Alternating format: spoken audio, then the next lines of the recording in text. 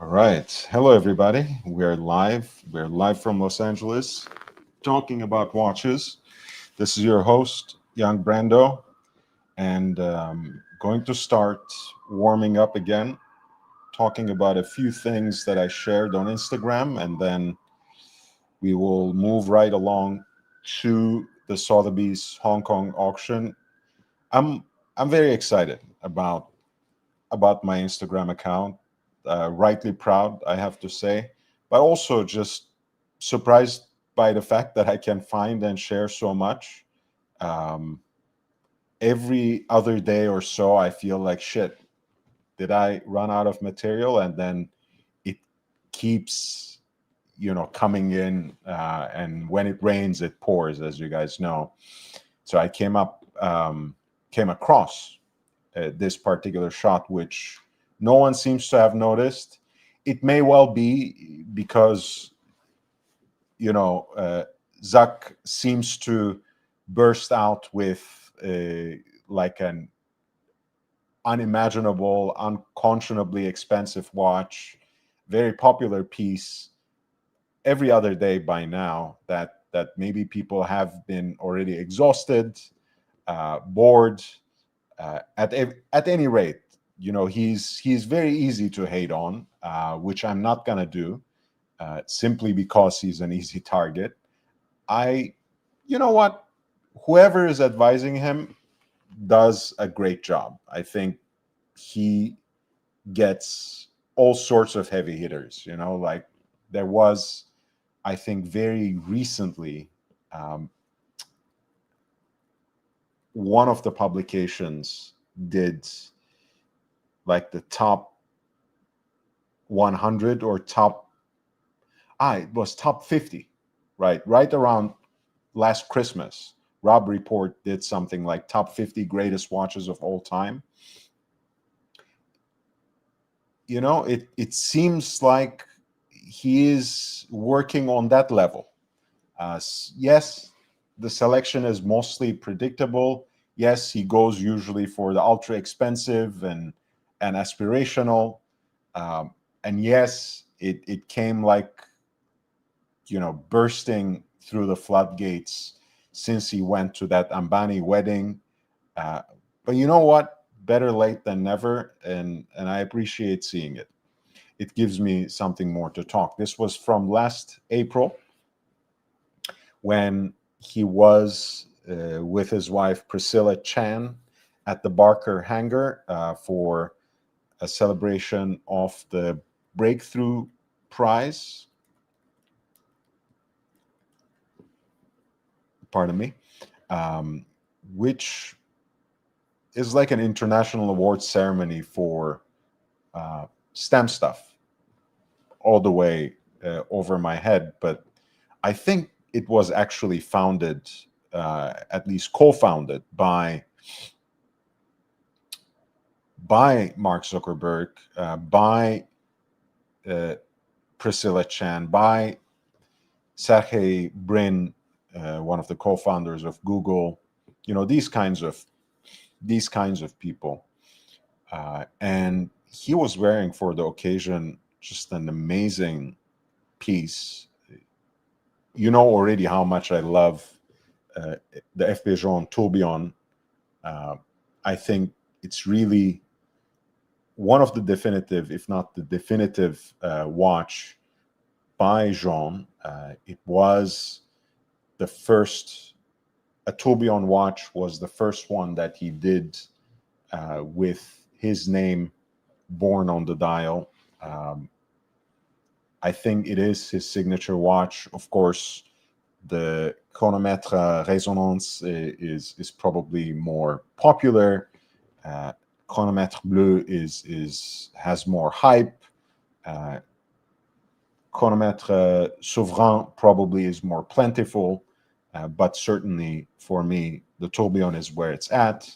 And I have an entire episode dedicated to it in the Rare series, the references and auction results series, which you should explore really in its entirety, but at least for that episode, which is actually the inaugural episode. But I will just share the playlist or the link to the playlist in the chat, and you can bookmark it, you can save it, and get back to it whenever you can. Uh, Brody, nice to see you, man.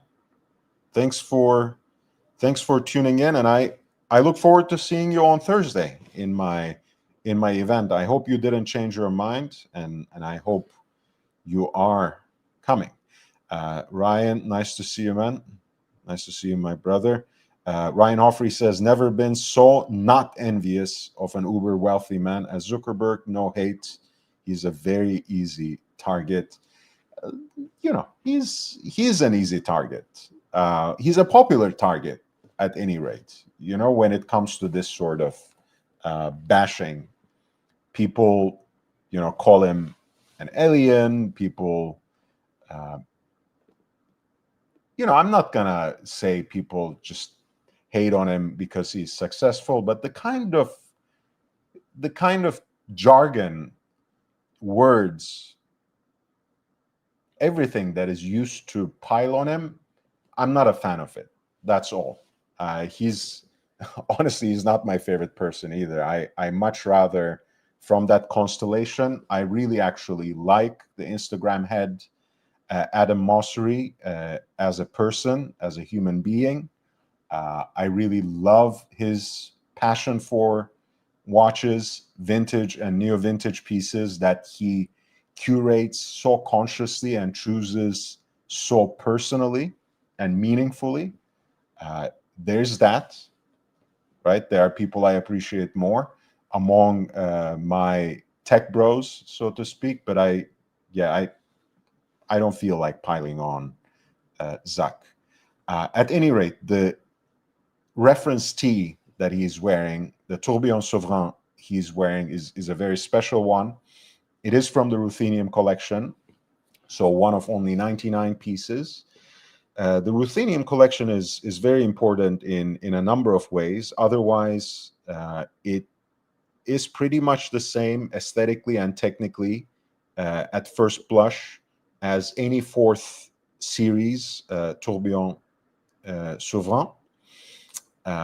However, the Ruthenium collection, one, and this is very easy to explain, shepherded the more contemporary 40 millimeter sizing across the six collections for which it was introduced. And it also came to bookend the brass movement production for Jean, which in 2004 transitioned into 18 karat pink gold calibers for most of its production, and this is still the case. Of course, there's something special about the Ruthenium collection aesthetically as well, because the dials are actually Ruthenium coated on a white gold base. Robert Wood says, good morning. I sense a little bit of sarcasm in this greeting, Robert. Correct me if I'm wrong, but it does remind me of James Corden when he took over the Late Late Show from Craig Ferguson, and apparently his own parents told him, it should really be called the early show because it's almost a morning show, right? It's so late. And I agree, like, it's 1 a.m. already on the East Coast, and it's past midnight where Robert is. So I take that in jest, but I had to say something because he always says good morning, and it's only 10 p.m. here, Robert. It's all good. Brody also says, I don't understand the hate on Zuck. Good for him. Robert Wood says, it's morning where I am. You're absolutely right, man. It's true. Um, so the aesthetic difference with the ruthenium series is that the white gold dial is actually ruthenium coated, which is this very rich anthracite gray color without losing that original sparkle and charm of those earlier jaune gold dials. And the movement too, which is a brass movement, is ruthenium plated. So that's a very particular, very peculiar aesthetic as well. And from each series, there's only 99 of them. 40 millimeters in platinum paired with the proper jaune bracelet. And here is the watch on my wrist. Not Zuckerberg's watch, of course. This is a piece that belongs to the real Cars and Chrono, but I had the chance to take it out for a spin, so to speak, on a collector's meeting.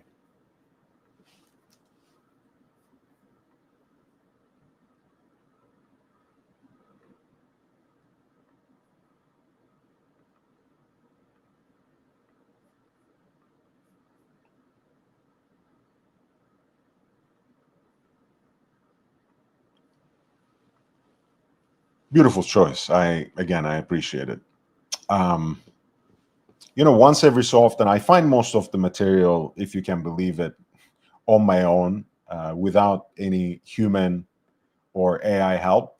But once every so often, I have a nice person who shares with me something, a visual, an idea, anyone, anything that I can use, and I'm usually grateful for it, right? Sometimes it feels very pushy and comes with an ulterior motive because it's either people want something or someone to be featured, um, in which case, I shouldn't really be doing it for free.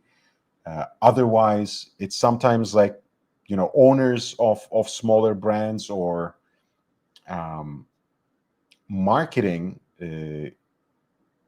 managers of larger brands who send stuff to me expecting me to post it for free, which, I mean, I don't know why people get that impression, but this is a business for me. So there's uh, I'm not going to do anything for free for anyone. I do what pleases me for the most part with my account. I like identifying watches on people's wrists and talking about them in substantive detail and also in the context of their style. But unless I'm already doing it, um, I don't want to do extra work for someone else for free. So if anyone who is listening right now, whether you are a random enthusiast or the brand manager for a bigger brand, someone who handles marketing relations for a brand, or the owner of a micro brand, of a smaller brand, if you expect me to do something for you free of charge, um, good luck in the next life. I will not be doing that. This is JK, frontman of Jamiroquai. I hope I'm pronouncing that right. Coming from another country and having listened to them when I was a little kid then, and having not heard a single song by them for the last 2 decades, I can't say what the correct pronunciation is, but JK has some good taste. You can see him here at the Concours of Elegance, which was held a little more than a couple of weeks back at the Hampton Court Palace. This is the major car event that's usually sponsored by Alan Gonzune, and they're still the custodians of the event, if I'm not mistaken. He is there sitting in a Ferrari, which actually is a junior model, as you can tell in this picture. It is basically one to 1.5 scale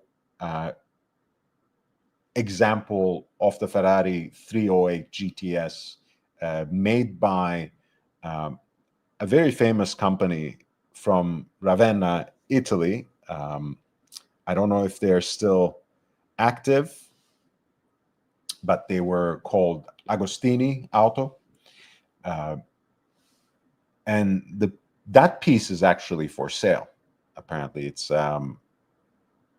Nicholas Me and Company. It's a vintage and classic car dealer out of the UK that was displaying it there apparently, and JK posed with it, wearing a time appropriate piece, taking us all the way back to the 80s with that 1984 Junior Ferrari 308 GTS, and wearing on his wrist a Patek Philippe Nautilus, also in reduced size as it happens, 3800 line 1J in 18 karat yellow gold.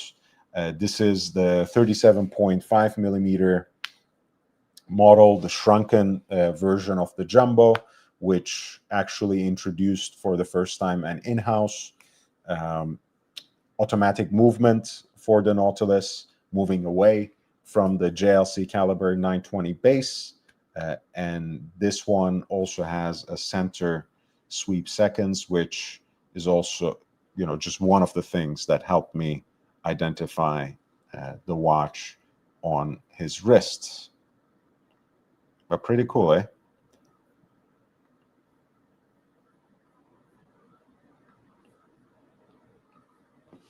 By the way, yes, I've started with the humble goal of 5 super chats of $5 or more, so we can carry this discussion into the midnight, into the morning, into even a later morning where Robert is.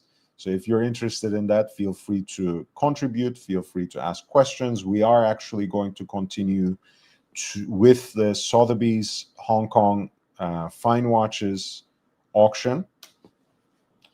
I'm posting the link in the chat. This is something I started a few days ago and then took a little break from it. I'm coming back. So if you have any questions about the lots that I may have discussed in the earlier episode, or that I skip over today, feel free to interrupt. Feel free to send it in with the lot number, and I will dive right in and discuss it with as much historical and horological detail as possible. I'll start with a little bit of an oddball, at least in terms of the watches that we discuss on this channel. It is the Leopard. This is the Rolex Cosmograph Daytona Leopard, the reference 116598 Sacco. Yellow gold piece, studded with diamonds on the fixed end links, presented on a leather strap that literally mimes the leopard skin, and set with trapeze cut orange colored sapphires on its bezel. Of course, the dial 2 has that same motif, that same pattern, and it also has 8 brilliant cuts, diamonds, 2 for index markers. There is a coronet at 12 o'clock and some minute markers in Arabic numerals at 3, 6, and 9, 15, 30, and 45, consequently. This is a model that is said to have been introduced by the inspiration, or by way of the inspiration from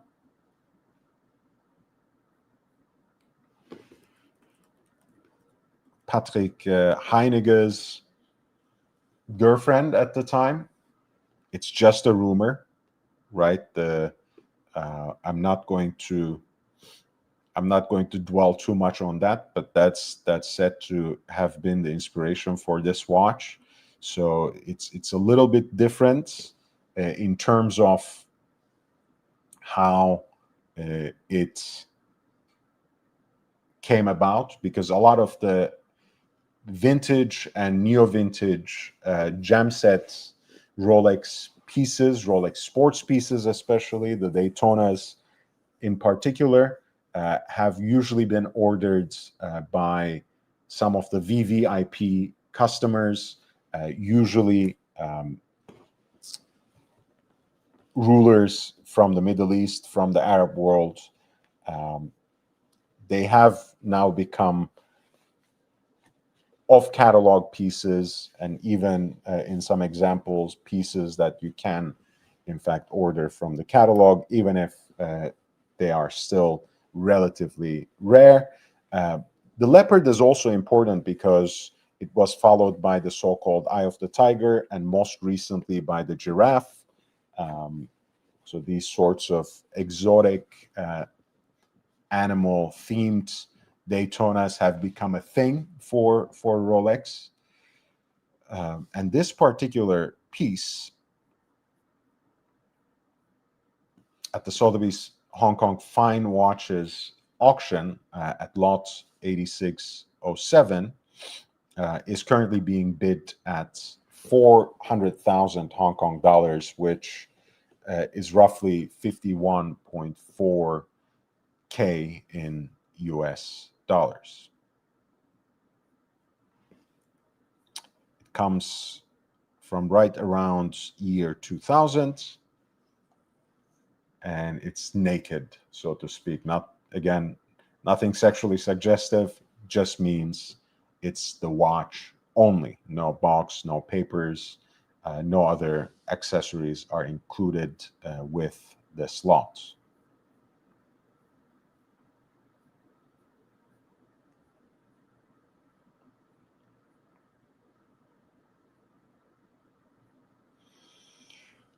Lot 8611. I'm always extremely surprised and still actually astonished that this watch is not getting enough attention. Never really carried much of an hype, but I think back to the time where Rolex had both the so-called Hulk and the Smurf in the catalog. Um, of course, there are counterparts to it in the new series with the Submariner 41. That being said, I think these pieces with the matching bezels and dials, matching ceramic bezels and colorful dials, were really special. And, you know, any collection that focuses on Rolex sports through the years, and especially with a more contemporary slant, I think shouldn't miss out on these pieces. With that being said, this is the reference 116619, the 18 karat white gold Submariner with the ceramic blue bezel and the matte blue dial. Pardon me.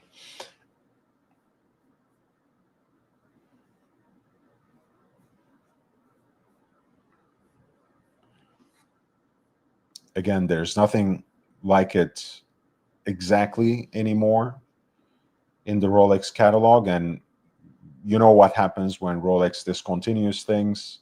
It usually doesn't come back, and in this case, it's I think it's certainly missed.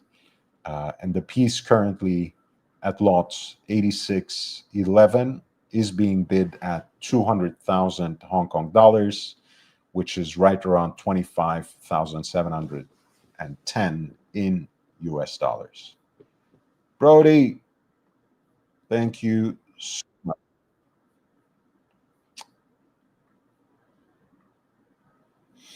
Auction results appear significantly inflated to me. Do you agree? And if so, thoughts on why people overpay so much at auctions? Um, by and large, I completely agree, Brody. Auction results in general, and this is more so the case with certain auction houses than others. And Philips is the biggest, best example for uh, inflated prices, and I say that without judgment, by the way. Um, but among the big auction houses, their results to me seem much more distant from the kind of prices, from the kinds of rates where watches trade on the market.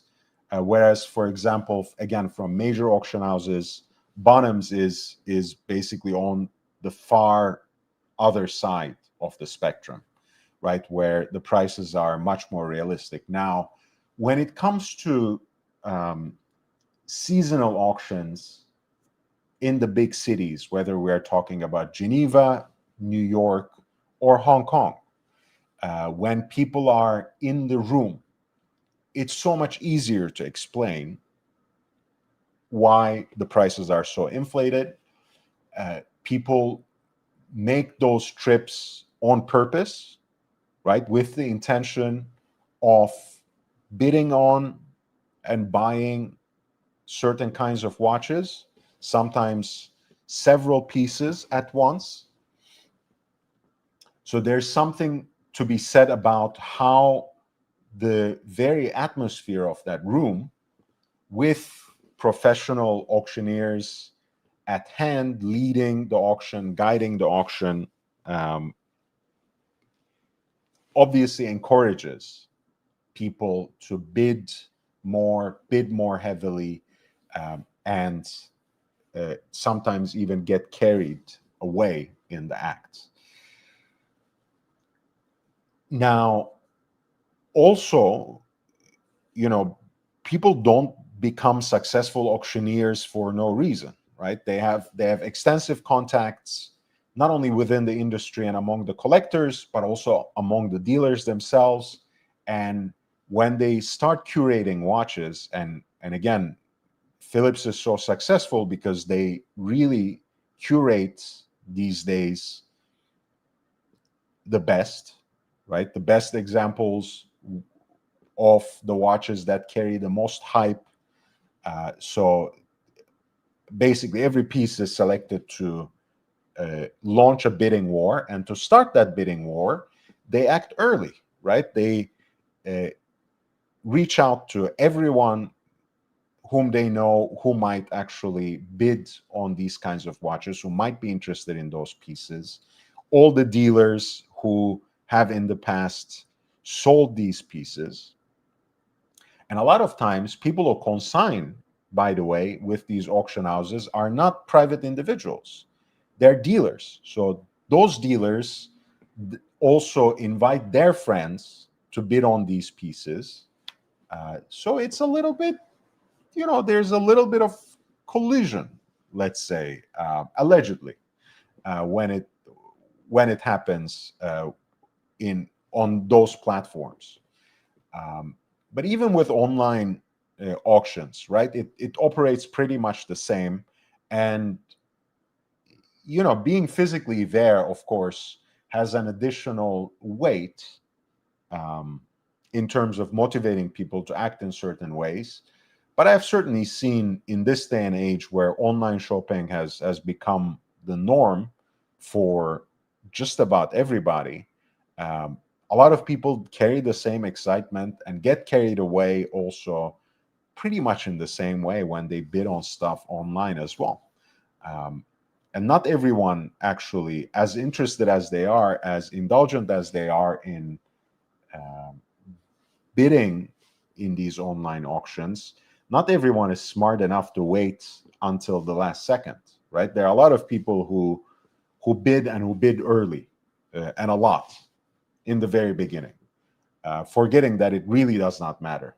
All you do is to incite more bids and more interest on the piece before it's due. You really have to just sit back and wait for the last moment. And if the item is still within sight, still within your budget, you just wait until the last few seconds even, and put in the maximum amount of money that you would be willing to part with, and hope that it actually ends up for selling for less. But most people don't heed those simple terms, right? That's the main point, Brody. I hope I covered most of it. I hope I covered the most important parts of why the prices on auctions are inflated. Because also, the short answer would be there are more moving pieces. You're competing with more people, which, that's the model of an auction. You're competing with more people, which serves the consignor the best, not the buyer. Whereas when you're buying an individual piece from an individual dealer, you negotiate the price, and you are really only competing with the invisible hand of the market at some level, yes, but you're basically competing with the best price that that dealer has in their mind. So that's the easiest explanation. These are pieces that I really like. I've never understood why racing dial Daytonas have never been all that much popular. We're looking at lot 8613, which is a Rolex Cosmograph Daytona in white gold, 116506, mounted on its matching oyster bracelet. Pardon me, you can pretty much say it's a panda dial, but with an extra twist, right? You have these slightly oversized, radially arrayed Arabic numerals on the dial, and you have a silvered white backdrop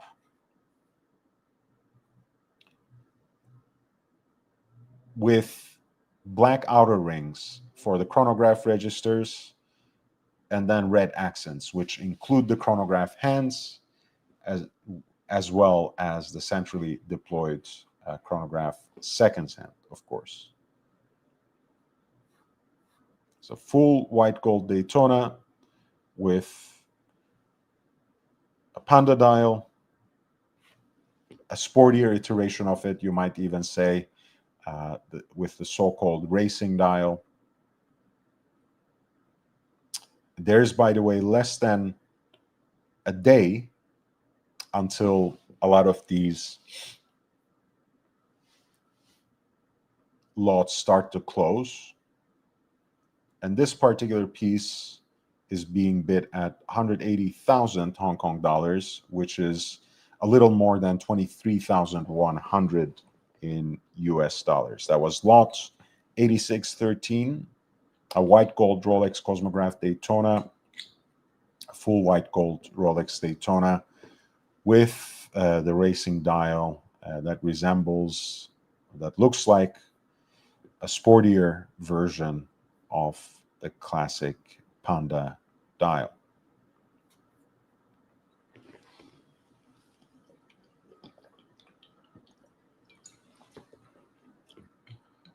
Next up is a Patek Philippe annual calendar. If you know the history, when Patek first introduced their annual calendar, it was their proprietary complication. It was their effort to produce useful complications, pieces that are still from that elite spectrum of high horological caliber, no pun intended, but perhaps at a slightly more accessible price point than a perpetual calendar. The Nautilus version of it was introduced in 2010 at Basel World.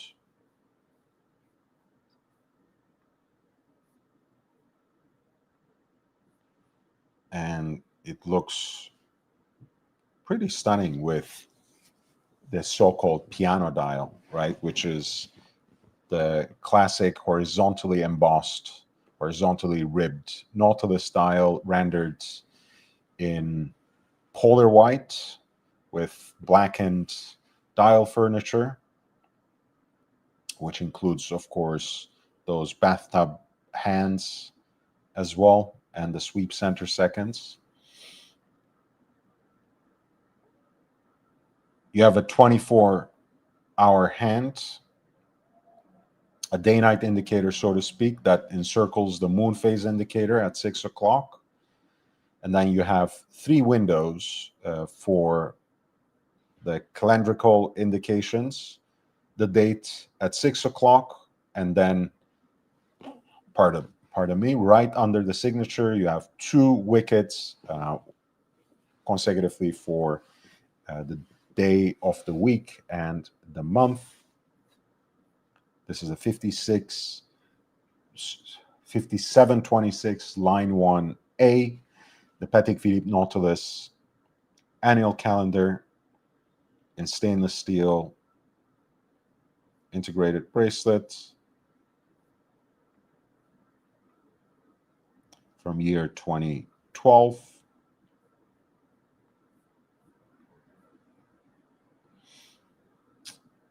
The piece is at lot 8614, and the current bid is right around 70,700 in US dollars.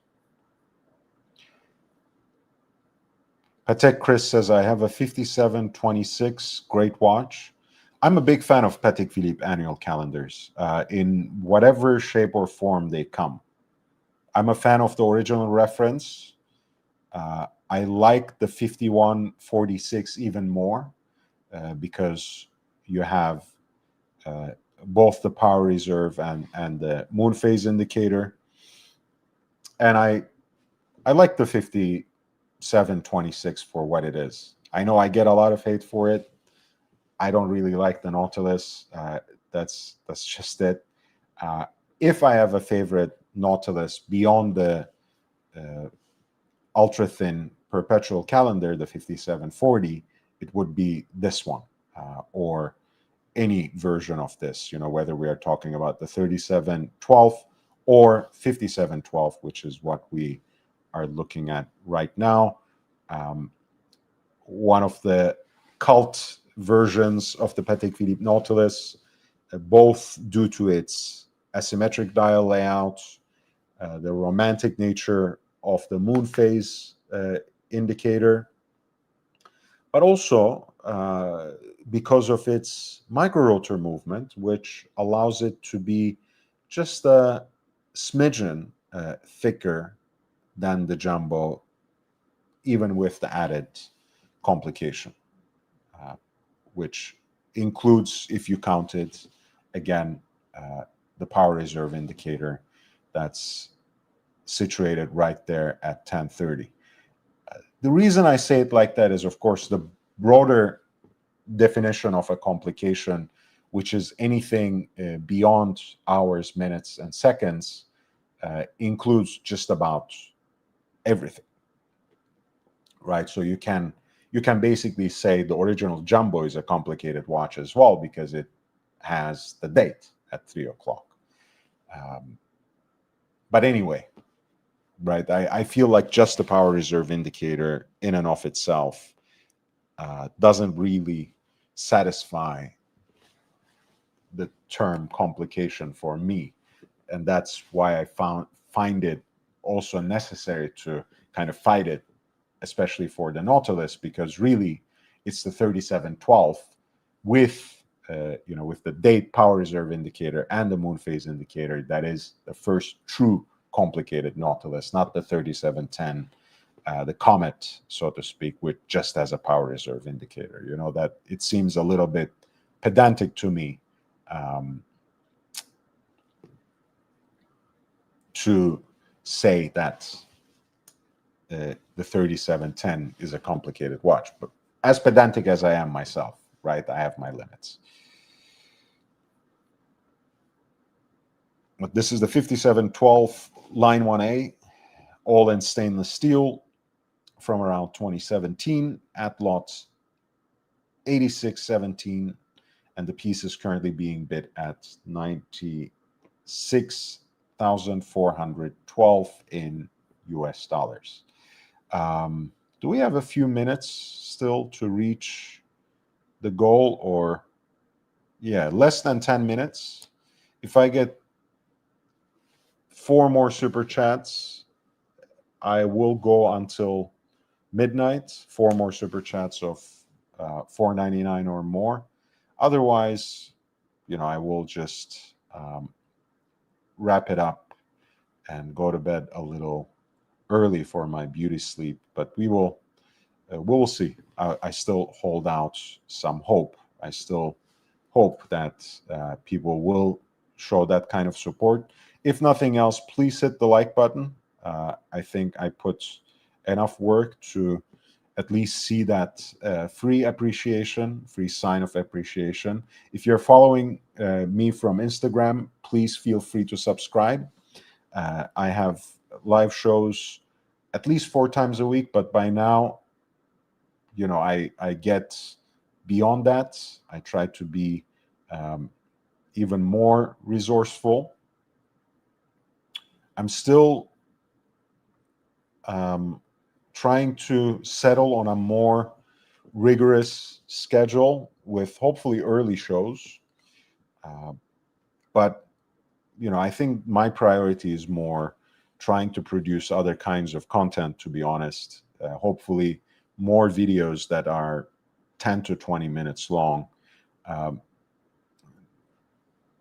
we will see. We'll see how far that gets me. But I do appreciate and count on your support for that to happen. So if you want to support the channel, you can use any of the ways that YouTube provides you, or follow what I lay out in the video description. Lot 8623 is the Patek Philippe Nautilus chronograph, the flyback chronograph. This is the 5980 line 1A, which is, of course, stainless steel integrated bracelet piece with the gray dial here, classic horizontally ribbed pattern. And it runs on a movement on the modern in-house automatic Patek chronograph movement, a vertical clutch, column wheel with the flyback functionality, the CH28-520C. So it derives all the benefits from it, which means you can actually use the centrally deployed chronograph second sand as your second sand without putting any extra strain or friction on the movement.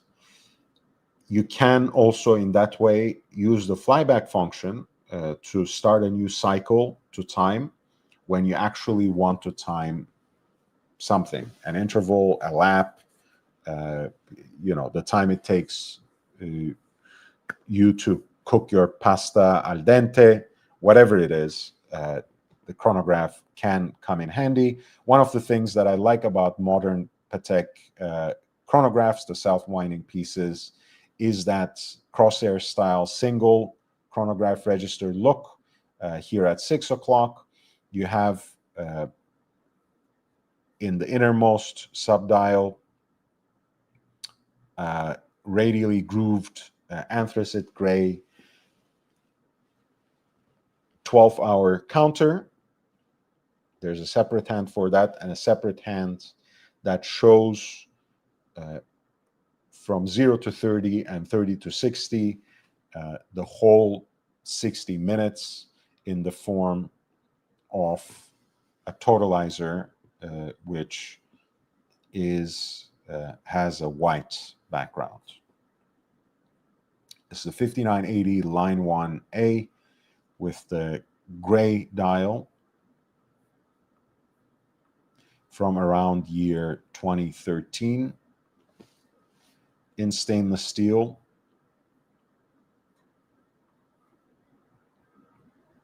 The piece is currently being bid at an amount that's roughly equivalent to 77,130 US dollars.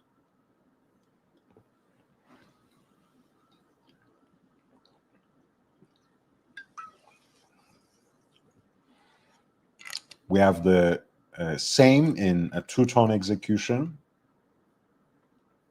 which JJ of the Watch Hangout famously called the rich man's bluesy. The Patek Philippe Nautilus flyback chronograph in two-tone, the 5980 line 1 AR, and that has not yet attracted any bids, with about 21 hours and a half left on the clock, but the starting bid would be right around 90,000 in US dollars. Continuing with chronographs at lots 8624, we have Daytona Beach. We have the Rolex Cosmograph Daytona reference 116519, white gold with fixed end links presented on a leather strap. And as is the case with the Daytona Beach series, which come from early 2000s, which follow Rolex's introduction of their first chronograph movement, their in-house movement, caliber 4130. These were pieces that were made with 4 different dials in 4 different colors, 4 different colorways, if you wish.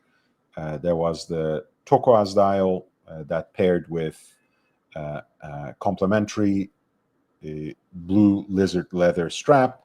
There was a pink tinted mother of pearl dial, which had a pink lizard leather strap paired with it. There was a chrysoprase dial, which had a green lizard leather strap paired with it, and this yellow tinted mother of pearl dial has a yellow lizard leather strap paired with it. That was actually a theme they carried over to the entire set of the watch's accessories, right? The wallet that came, the document holder that came with the set was made from the same color of lizard leather, and the presentation box too was layered, was wrapped in that leather as well. So it's beautiful to have these in full set, which unfortunately is not the case here, because the only accessory listed in the lot details is the original Rolex warranty papers. But nevertheless, this is actually a beautiful piece. I kind of like the green and the yellow most out of those 4 colors, 4 options that were available from the Daytona Beach series. And this piece is currently being bid at around 36,000 in US dollars, with less than 21 hours and a half left on the clock. That was lot 8624.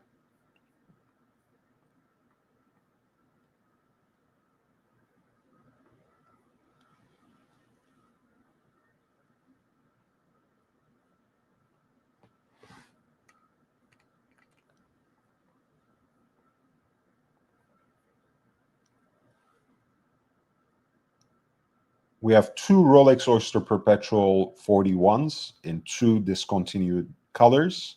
Lot 8626 is the OP41 with the yellow dial. The reference number is 124,300.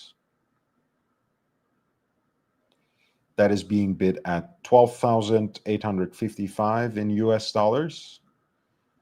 And then at lot 8628, we have the coral red, which is photographed really nicely here, because sometimes this piece can come out quite red, more red than it is in real life when you see it in the flesh, so to speak.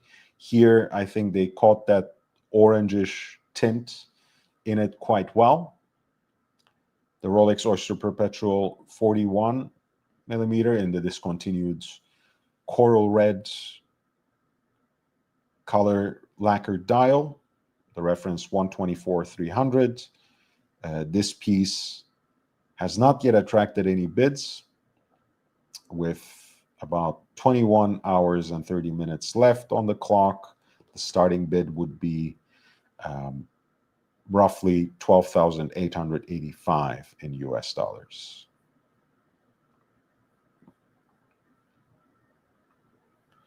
I have about 10 more minutes left since there's nothing else coming in terms of the goal. But hey, let's just do it this way. One super chat of $20 or more in the next 15 minutes will still get that extra hour of watch talk if someone wants to support a longer live stream today. There's always that option that is binding for me. We were looking at JK's 3800 in full yellow gold. We have another example of the 3800 here, 3800 line 1A, all in stainless steel.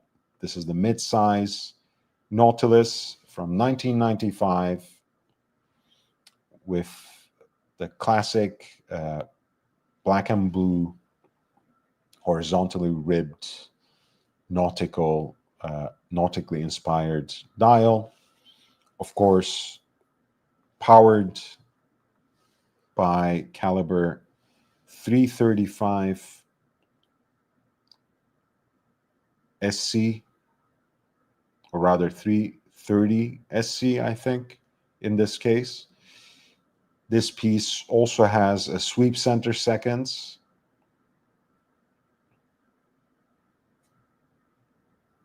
roughly 37.5 millimeters in diameter.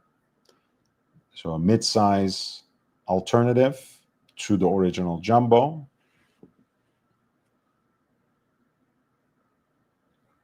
This is lot 8631 in the Sotheby's Hong Kong Fine Watches auction. Online, the piece is currently being bid at roughly 48,850 in US dollars.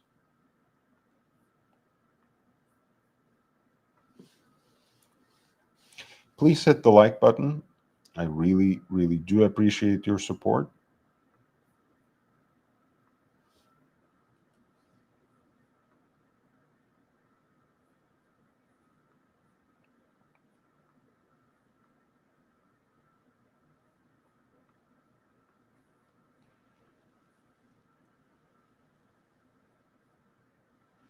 Lot 8635, this is probably my favorite right now from the new line of jumbos, from the new series of AP Royal Oak Jumbo, reference 16202.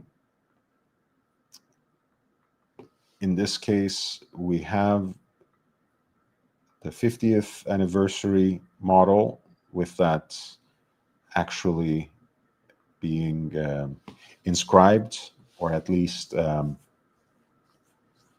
emphasized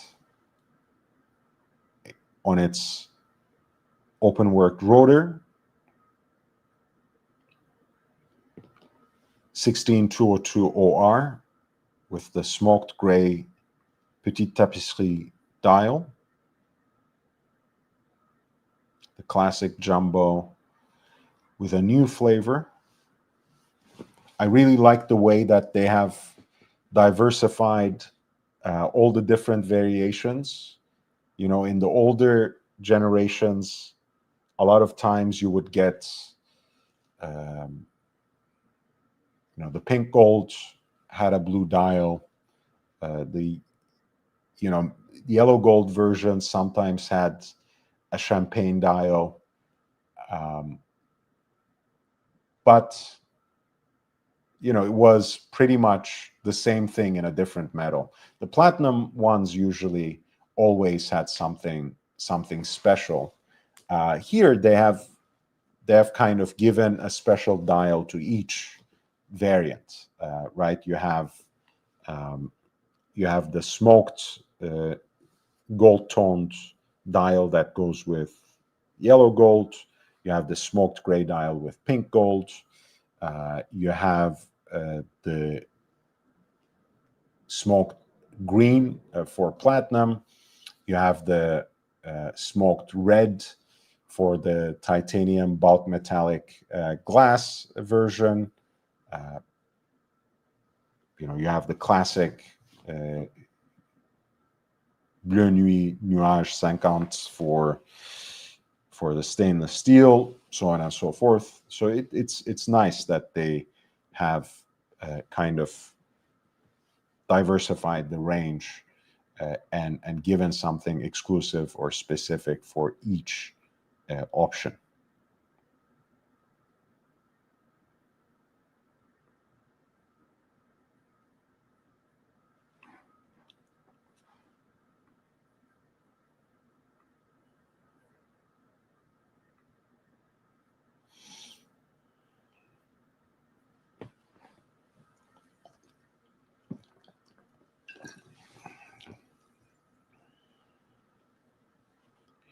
We have at lot 8638, the Omega Speedmaster Professional, the Moonwatch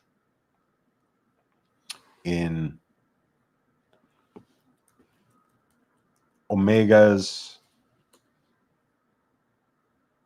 Moonshine Gold, their 18 karat yellow gold alloy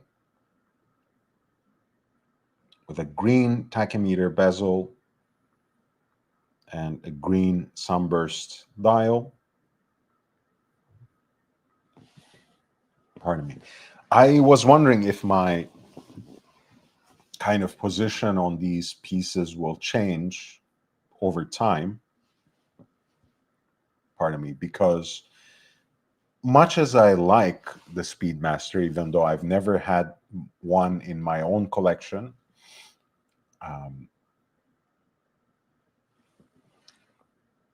I always wrestle with the idea that these should be in stainless steel, right? It's easier for me to still to this day stomach the idea of a precious metal Rolex sports watch, whereas I look at the Speedmaster as something that is much more specific. Perhaps it is the association with NASA and the moon landing, but somehow in my mind, it just doesn't sit well. The white metal options, I think, are still fine because, again, it doesn't induce the same kind of quote-unquote cognitive dissonance. But anyways, it's still a pretty watch. I can't deny that. This is the Omega Speedmaster Professional in Moonshine Gold, in 18 karat yellow gold, with the green dial and bezel. The piece has not yet attracted any bids, with roughly 21 hours and 30 minutes left on the clock. The starting bid, however, would be $23,139 in US dollars.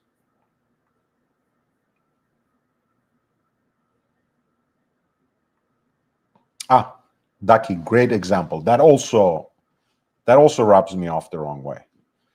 maybe that's the wrong way to express it, but like, that also doesn't process, right? It doesn't compute in my mind, right? Precisely because distinct from what the Submariner has become, I still looked at the Sea Dweller as being something,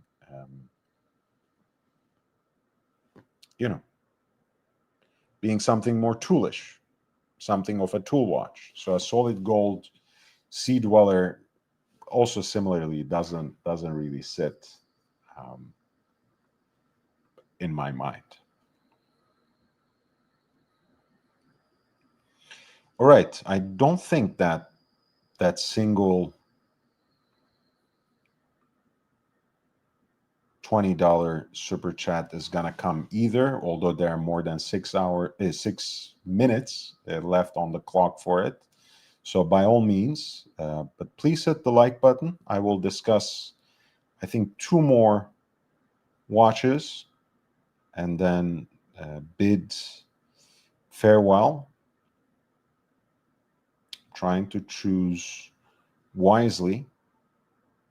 I think I will just do 2 Alan Gonzone pieces. Let's start with 8641, one of the absolute legends in the game. This is the Alan Gonzone, the Datograph in platinum.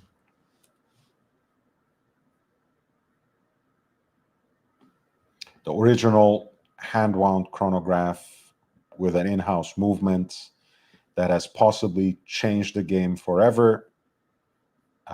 Put the Swiss elite makers on the spot, put the Swiss elite high horological houses on notice with the level of detail that was put into the design,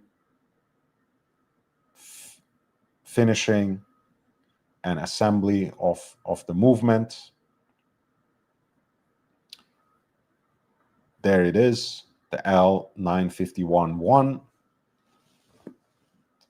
which has the look of an entire urban scape with its numerous layers,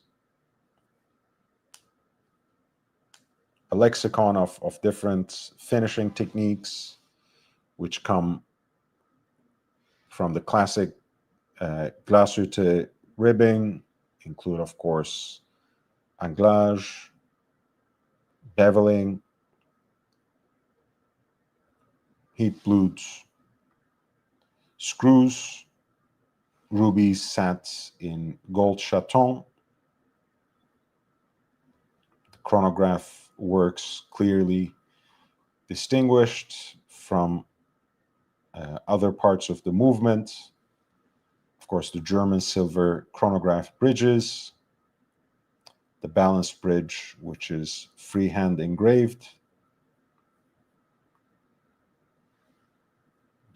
the signature of the watchmaker that includes that, and the swan neck regulator,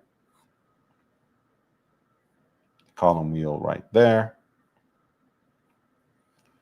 This is, again, being the first version, does not include the up and down, up and off power reserve at 6 o'clock.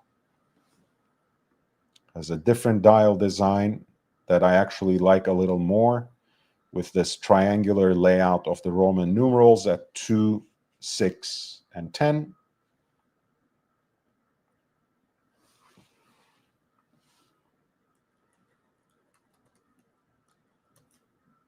It's also a smaller watch, 36 millimeters in diameter, and less than 13 millimeters thick, 12.8. So all these are other elements that, at least to me, recommend the first generation, the Alan Gonzone Datograph, reference 403035. That is the platinum piece. with less than 21 hours and 30 minutes left. At lot 8641 of Sotheby's Hong Kong Fine Watches auction, the piece is being bid at right under 45,000 in US dollars.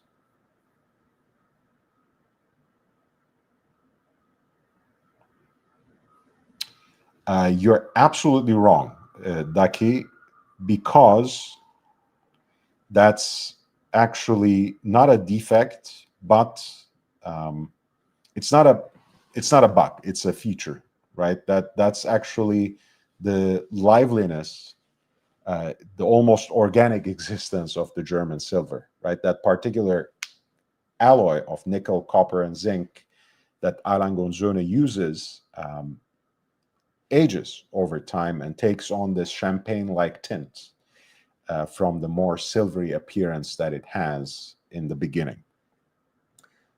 And as someone who comes from vintage watches, I appreciate that. I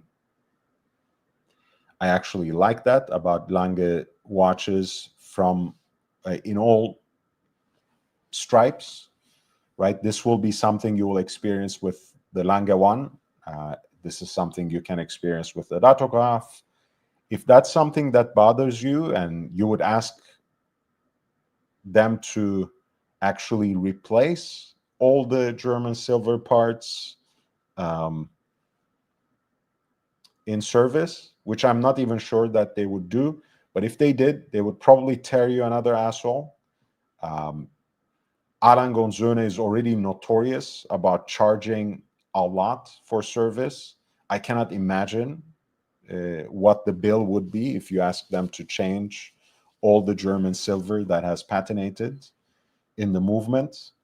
So I would not recommend that you get any Lange at all if that's something that bothers you. Most Lange collectors actually find that charming, find that as something that recommends Lange to others. If you don't like your three-quarter plates or the chronograph bridges to get more yellow or gain that champagne like tint over time, you should probably not buy a Lange, because that's something that will certainly happen year after year. The only thing perhaps that might be changed here, and that might well be just the lighting, but maybe the crown and the pushers, that's about it. But anyways, the original flyback chronograph, the Datograph in platinum, is probably my favorite. You also have, I never cared much about the power reserve, but the oversized date is something I really enjoy. The 2-digit grand date, so to speak, here at 12 o'clock. And it's something that you can correct quickly with the pusher that is located roughly at 10 o'clock here. And all right, the last watch I will discuss today is the lot 8643.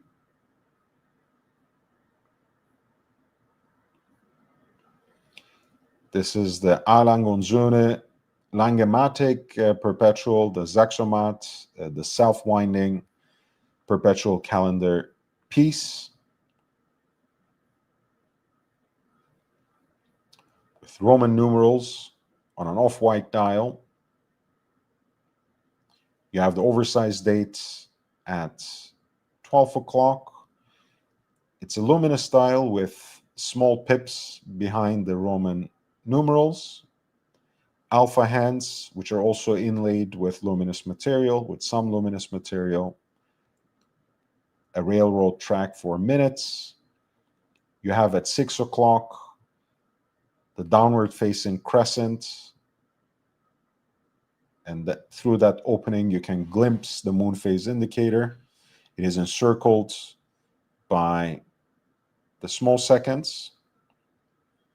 At 3 o'clock you have a subdial for the indication of the month and a smaller subdial that overlaps with it for the leap year indicator. And at 9 o'clock, you have the day of the week that wraps itself around the day night indicator, which is in the form of a 24-hour hand. Of course, at 10 o'clock, you have that pusher for the quick correction of the dates. This is a platinum piece, once again.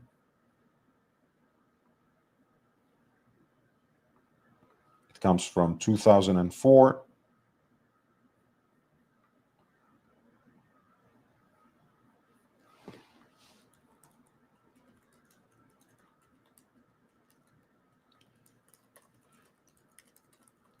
Later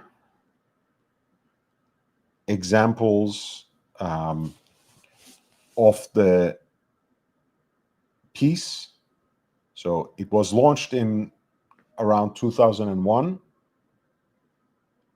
but I think in late 2005, 2006, they removed the 10 o'clock pusher actually and replaced it with a round recessed corrector, because a lot of times, since these pieces came with a déployant buckle, people put it on the side and also at night and ended up accidentally using the pusher, which then jammed up the gears. A lot of watches ended up coming back to service, and it was a problem. Anyways, I really, again, another thing I like, Ducky, you'll see this as well. Again, a Lange watch that's about 2 decades old will have this, will have its bridges, its German silver bridges, with a much more significant champagne-like sheen. Of course, this is an automatic movement with an off-center, oversized micro rotor, which is on its periphery supplemented by a platinum weight, a 21 karat gold oscillating weight supplemented with a platinum additional weight. And once again, you have the signed, freehand engraved balance cock and the swan neck regulator as well. Beautiful piece for this Alan Gonzone Saxomat Langematic Perpetual, which does come with its set of accessories, the original warranty, the pin pusher, instruction manual, and the presentation box, the reference 310 or 25 platinum perpetual calendar with indicators for the moon phase and day and night, as well as the leap year, with a zero reset mechanism. The piece has not yet attracted any bids, but the starting bid would be right under 33,500, and the lot closes in about 21 hours and 22 minutes. Ryan Offrey, I appreciate you. Ducky says, legendary movement. I don't know whether you intend the L951 one or the Saxomat movement here, but I would say both are pretty impressive. And Ryan Offrey, I really appreciate you as well. Thank you so much. I will discuss another watch for that reason.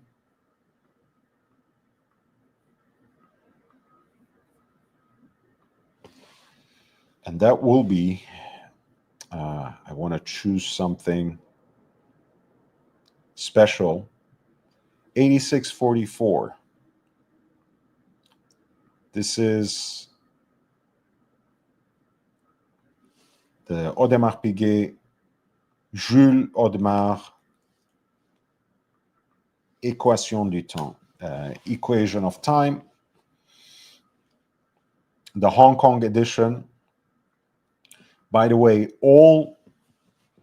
just to put that out there before I explain the complication, all Audemars Piguet Equation of Time pieces, when they're sent in for service, can be modified and recalibrated for your home city. So if you, for one reason or another, perhaps that was the best example at the best price you could acquire, and it's not really your home city, or you change your home city and you want to eventually, have the equation of time for New York rather than Hong Kong, or Mexico City rather than Los Angeles. That's something that can be actually arranged when you send your watch back to the Brassus for service. Well, you know what I mean. It's not always sent to the Brassus. In the US, a lot of times they used to send it to Miami, but I think they send it to the North Carolina campus these days.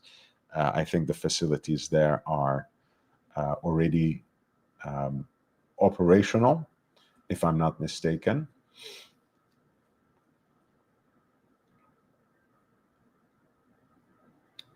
The Jules Audemars is, of course, one of the classic traditional shapes that is now discontinued.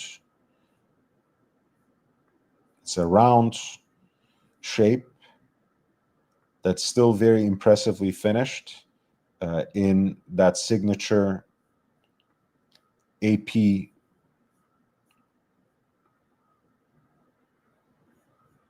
fashion that juxtaposes mirror polished and grain brush surfaces. This is a platinum piece. The reference specifically is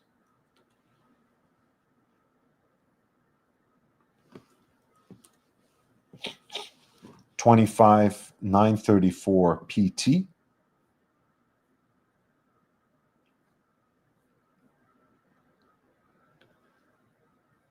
I think these are all limited editions dedicated to the particular city. 39 millimeters in diameter from around year 2001. This particular movement is already a perpetual calendar, so it has all the functions of a perpetual calendar, which includes a moon phase indicator,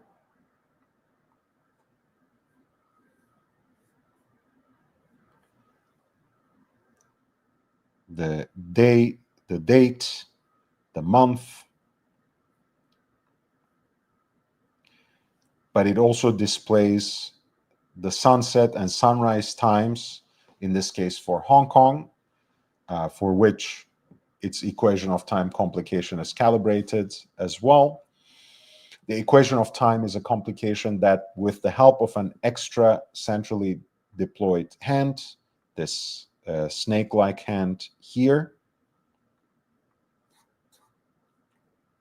shows the difference between mean solar time and true solar time, right? The time that we know usually differs from the actual precise true solar time. And you can see the time. It says here, Hong Kong 12:23, 12H 23 minutes,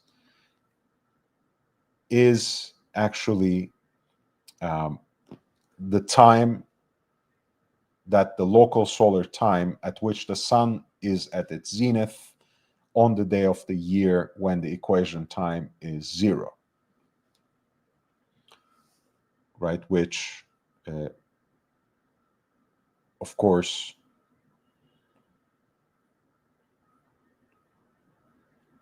is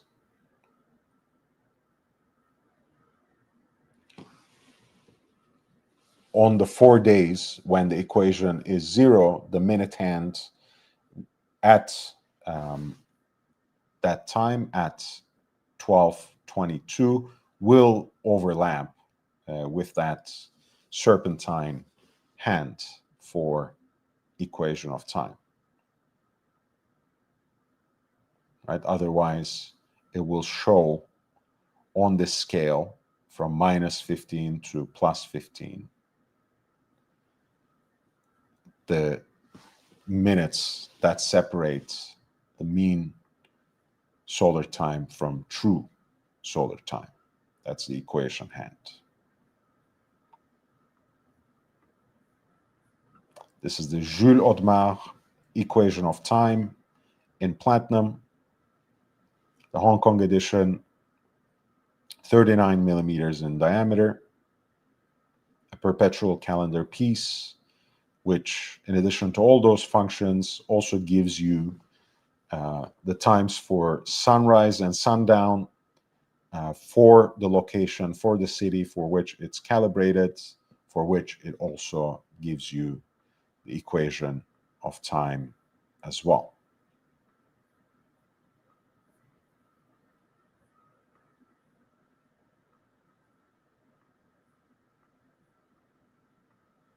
The base is the classic JLC 920 caliber.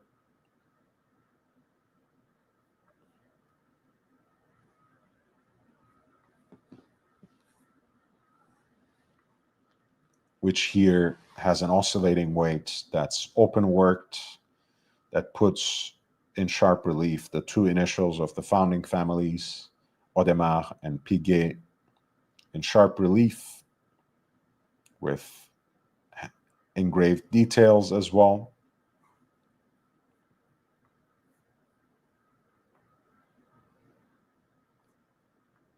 Beautiful piece that's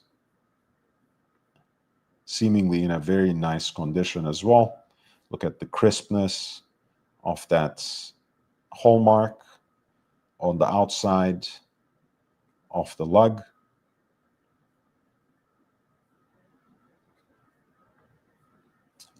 The piece is currently being bid at 33,423 in US dollars. That is lot 8644, Sotheby's Hong Kong fine watches.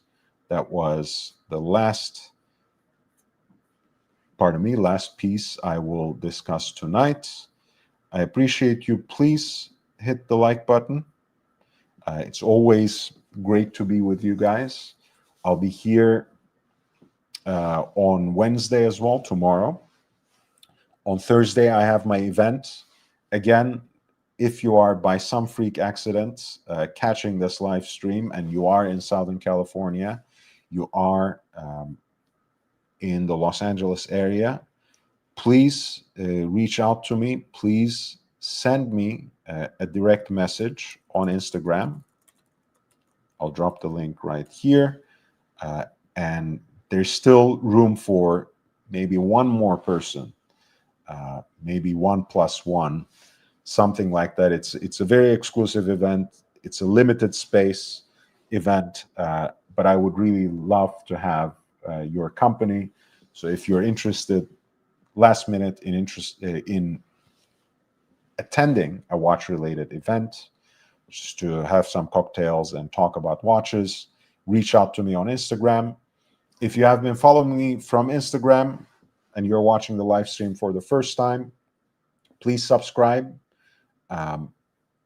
There's going to be more and more content, certainly more live streams here, where we break things down, where I talk about a lot of the things that I show on Instagram and much more.